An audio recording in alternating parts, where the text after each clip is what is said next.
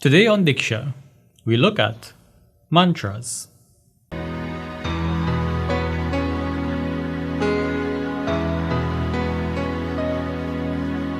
A lot of us use mantras in our spiritual practice, in our spiritual discipline.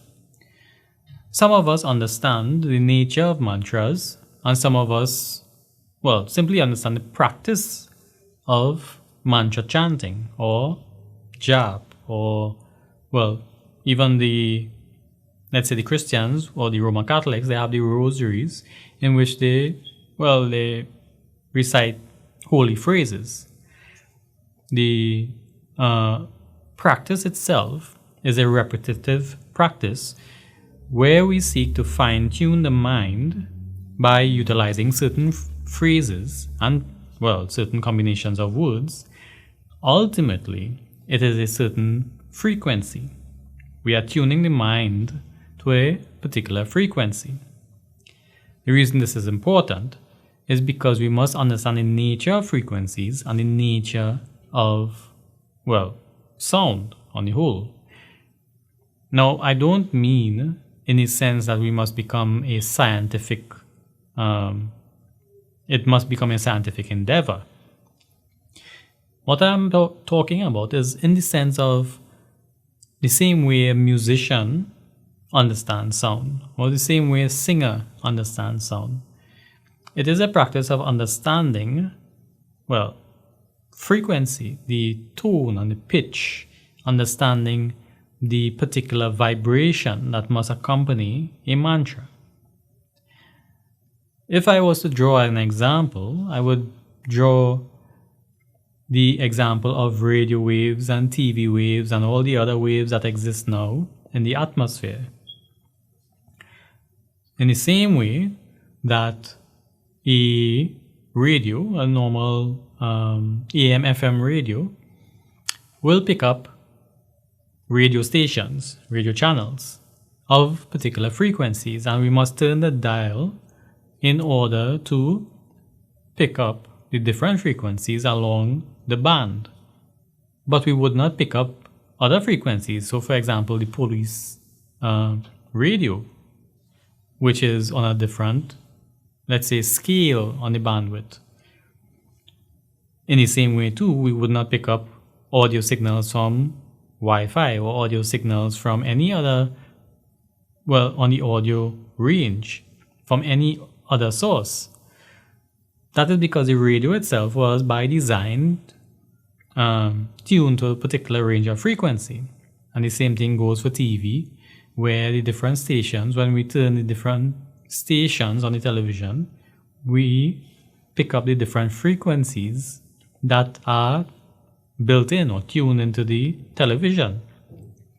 So for example, we do not pick up the satellite frequencies on our televisions because the television as a device was not tuned to those frequencies.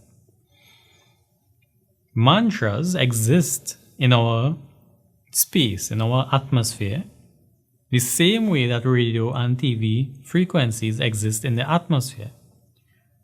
However, in the same way that radio and TVs are designed to pick up these frequencies, there has yet to be any, scientific instrument that is tuned to, that has been built specifically to pick up on these frequencies. However, the human mind has the capability to register or to recognize these frequencies. But because the human mind by nature is a gross instrument, which means it was designed in a way to be tuned and fine-tuned in order for us to be able to do these things. Because when we are born as individuals, as a baby, we begin learning.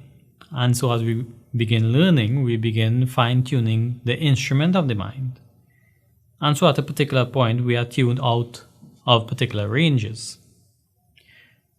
Which is why the yogis and those who practice deep meditation and mantra chanting are able to recognize these frequencies So, for example, the great rishis and the great saints and sages who have tuned their minds to such a point where they were able to, recognize the Gayatri mantra, the Mrityunjay mantra, the different frequencies that were already existing in the universe, and were able to write these down simply because they were able to recognize the frequencies.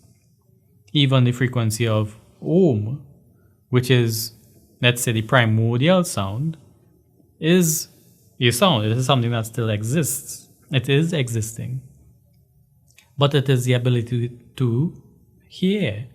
And I don't mean with the physical ears, but I mean the ability to recognize this frequency. It is something that escapes, a lot of us, because we have simply not tuned our mind to recognize these things. Now, nobody is saying that we have to rediscover these mantras or rediscover these things. But it is in mantra chanting or the recitation of mantra that we make an effort to tune the mind. Because we have the mantras already, we have the information there, and so we are able to resonate the mind with the frequency that we wish to align it to. So all the work has been done for us. It is merely for us to spend the time tuning the mind to the frequency. So that's my simple point today on Diksha, the topic being mantras, and the fact that mantras are something that exists at the subtle universal sense, and it is merely up to us as the individual to tune the mind, to align the mind with the frequencies of these mantras. So as always, I'd like to thank you for joining me on Diksha, right here on Sankhya Television, the first Hindu TV station in Trinidad and Tobago, and your number one choice for inspirational, cultural, and spiritual programming.